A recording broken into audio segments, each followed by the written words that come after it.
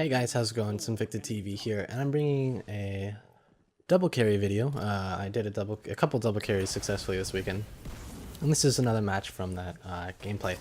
So as you saw me open up there, I only threw my smoke grenade originally because I wasn't sure if they're going to be staying there or moving through.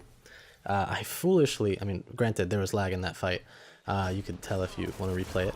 I foolishly was using my primary at way too close to range. I thought he was going to be down at the end of the tunnel more. But yes, I threw originally just a smoke grenade because I wanted to know if they were going to stay there or go a different way, and I could have used my spike grenade in a different area. So Night Stalker class is very strong in this meta because your smoke grenades and your spike grenades, or whatever other grenade you like to use, per spike preferably in this meta, until they hopefully get fixed one day. You can use them separately. You don't need to wombo combo in this meta.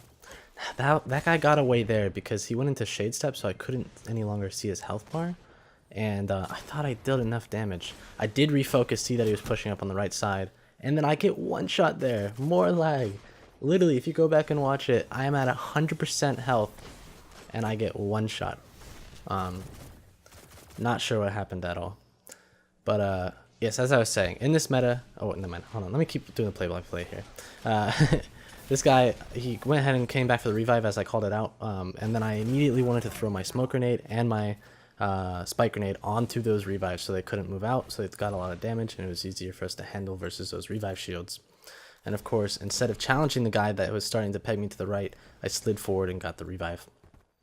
Now, like I was getting onto, your smoke grenade and your spike grenade can be used separately in this meta, because what's most important is chip damage. Is simply weakening your target so that you can out primary or out sidearm. It has nothing to do with needing to get a kill 100 to 0. Now there are moments where you wombo combo or use them in unison, but very often, especially in one-on-ones, you don't need to use both. You can kind of save some resource and kill them with either your primary or your sidearm. Obviously, you see me using third person there. I don't want to push. I am double carrying. I don't want to take any unnecessary risks. I wasn't going to give him the opportunity to pick us off one by one. So I simply played it slow. I knew the point was coming up. I knew my buddies had the angles. We were blocking him off from revives, etc. And he funneled up top into an easy kill, of course. While on the other hand, say that if that guy was a good player and I pushed in a one-on-one, he won the one-on-one against me. He won the one-on-one against one of my buddies who was separate from the other, and then finished off the last guy or got revives, you know, anything. That would be very unfortunate. No need to play risky like that. Now we did push middle this time, and thankfully that guy somehow whiffed the shoulder charge. You saw me shoot there. I knew in order to get that kill on the outside there, I had to land all headshots.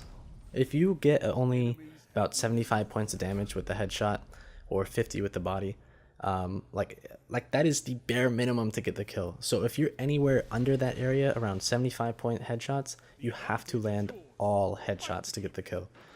So I stayed on target with the head and made sure to put him down that way. You see me using sword here on this tree, so I'm able to quickly get that nade off. This is a moment where I'd use my grenades in unison. I threw the smoke to slow him down, I threw the spike grenade to shut him off, because I wasn't necessarily going to be able to get it easily with my gun. Now, you saw I was at full health. I was focusing the one target. I made him have to back off. He was half. And then I was focused the guy behind me, and I called that out to work on him together. But I did manage to take him down alone. He was a little weak thanks to my teammate. And of course, once more, playing passive. I don't need to push in up to him on the tunnel. I don't need to give him the opportunity to escape or make some kind of weird clutch. I just stand there and wait for him to come out the other side. My buddy, of course, did throw a grenade in there, so that was easily handled. Now, of course, this is heavy round, and they have the advantage on reaching heavy, but we have the advantage on killing heavy. Of course, they pushed out here. You see this guy going in down there? I don't want to chase that. That's bad for me to chase that, and it worked out because he thought I would chase that, like most people do, and he ended up wasting a tether this round. I also knew he had super, so I didn't want to give him any kind of advantage by walking into it. Of course, though, here we go. It's 1v1. I gave up the revive, but I knew I could get heavy, and that was the most important part. On top of that, I knew I could use my sword to get a free revive. This guy cannot believe he got away from me. The other guy can't believe he got away from my teammate. But that is why this is a double carry. But simply being, we went ahead and got the other revive once more. I got sword, I can do that easy. And then I wanted to play away from them. Once more with sword, I should be able to one-shot that guy like there, or right there like that. But unfortunately not. I got glitched on this stupid thing. I should have gotten an extra second. I don't want to make that challenge right there because he has meta long range, and he still managed to get a couple more shots on me than I wanted. So instead, of course, I backpedal from that fight. I try to focus these other targets. Look at that crazy lag right there. There we go. Managed to nail him. And then there's just one more guy down below. And of course, this guy comes up to my side. I blow my tether because tether's kind of hard to use. Its cast time is so long, and it's easy to mess up with. But 4 shots in the clip, 4 shots into his head. Well, 1 to the body, but who's counting, right? Perfect opportunity there. I knew I had to go get every shot perfectly in his head area, so ahead of time, because I saw ahead of time that I only had 4 shots. It's very important to always be aware about your ammo capacity. In fact, it was a bit risky, but I figured I would just get out of there with the double jump if I needed to. Here we go. They did appear to go underneath this time, this final round. I call out my buddies, go ahead and use supers on them before they use supers on us. The rounds were quite long, but they did already use the tether, and as far as I don't know anything else. Of course, you know, my teammate was there using third person, not with sword because he's lame, but I was like, move bitch, get out the way, and just pushed him. Of course, they're on the opposite side, so this is a super intense head glitch, and there's zero reason for me to push here. We have their orb, we have advantage, we have the spots. I didn't need a push when I didn't have my nades. Now that I do have my nades, and I did call out I was specifically waiting for them, I can kind of play it slow.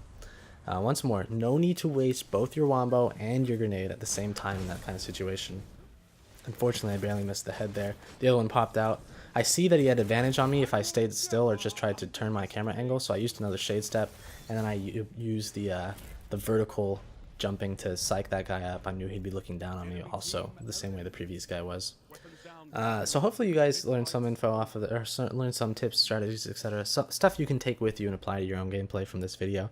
I will be doing more, of course. I have like 20 videos from Asylum this weekend that were all really good or worth talking about. Lots of decision making going on, especially because I did a double carry, and I've just been playing the Hunter really well this map.